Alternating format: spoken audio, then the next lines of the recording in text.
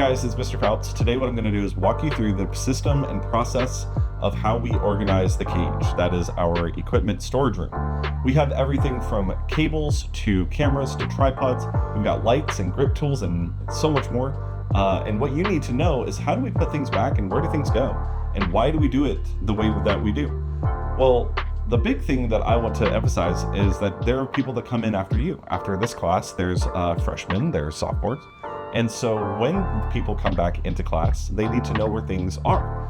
If you check something out for the weekend, or if you're using something overnight and you bring it back, it needs to go back where you found it in the system that we have so that it's easy to find and things stay tidy. We are very limited on space here at EDAWAS, so the reason these things exist are so that we can stay organized and efficient. So with that said, I'm going to walk you through the cage, and maybe this will pay off in terms of efficiency throughout our class. So what you're going to see is a brief overview of our tripods, our cameras, and the bins. If you take a closer look here, there are numbers corresponding to each of these. You have the number 2 here for our tripod, our camera, and the bin. This corresponds to the SD cards that we use. This corresponds to the SD card readers, headphones, you name it. In level 1, we have 7 of the Sony PXW X70s, but all levels use these cameras, so take a look at how they're stored on the shelf. You've got the tripod, the camera, and the bin, and this should go back exactly the way you see it here when you're done using them. Every camera, every tripod should return back to its original bag.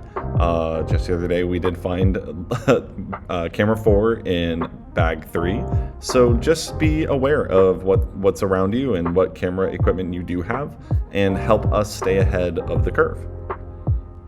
We also have boom mics, and these boom mics come in their own individual cases. The cameras correspond to the boom mic. These boom mics will also have windscreens on them, so you can kind of reduce the noise. We also have boom poles that you can check out and take home. There's not a very easy way of storing these on the shelf or in any sophisticated way. You just put it on the shelf and make sure that they're not falling off or dangling off. We have cables that come with these boom poles and these boom mics. These are XLRs. We have hooks that you can put them on when you're done filming, but we do have a quick tutorial here to show you how to wrap them. So what you do is you take the cable and put it in your non-dominant hand. So I'm right-handed, so I'm going to use my right hand to turn the cable and my left hand to hold it. Use your right hand or your dominant hand to turn the cable forward and kind of go with its natural coil. See how the cable is making a circle all by itself? I'm not actually doing anything. It just does that by itself. So non-dominant hand holding everything and dominant hand doing the turning. And then you're done. So we have 2 types of cameras that are not our camcorders. We have Sony A7 IIs and Canon DSLRs. Our Canon DSLRs are slightly older, but they still look fantastic. Before I got here, they were just maintained and organized really well, so we're really blessed to have these. In addition to the Canon DSLRs, we also have Sony A7 IIs. These are mirrorless cameras. They're beautiful pictures when you do take them.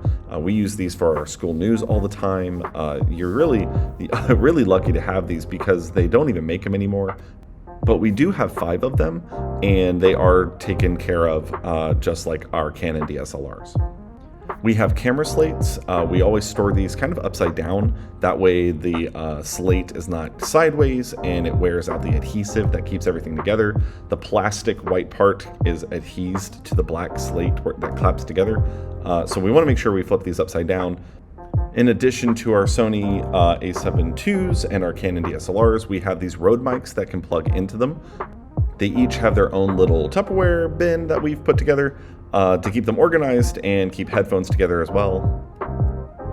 But don't forget to turn off your mic. So when you flick it on, be sure, you go out there and you do your thing and you film. But when you come back, you got to make sure you flick it off because the battery will die. So we also have some handheld microphones, Samson brand microphones. We only have one that works, and the rest of the kits actually don't have all of their parts together. We also have Yeti microphones for podcasting and doing voiceover at your desks if you'd like. And lastly, we have some lighting equipment This newer bag is actually kind of a hodgepodge of a lot of different lights, but they're consistent, they're all together, so you can use it. And on the top shelf, we have all of our grip tools. Some of it's missing because I just made my how to do 3-point lighting video. We have gaff tape, clamps, we have gels, and C47s. Thank you guys so much for watching this video. I hope this is teaching you something. Let's keep doing our part to make sure that everyone before us and after us gets a great experience in the Etowah AVTF lab.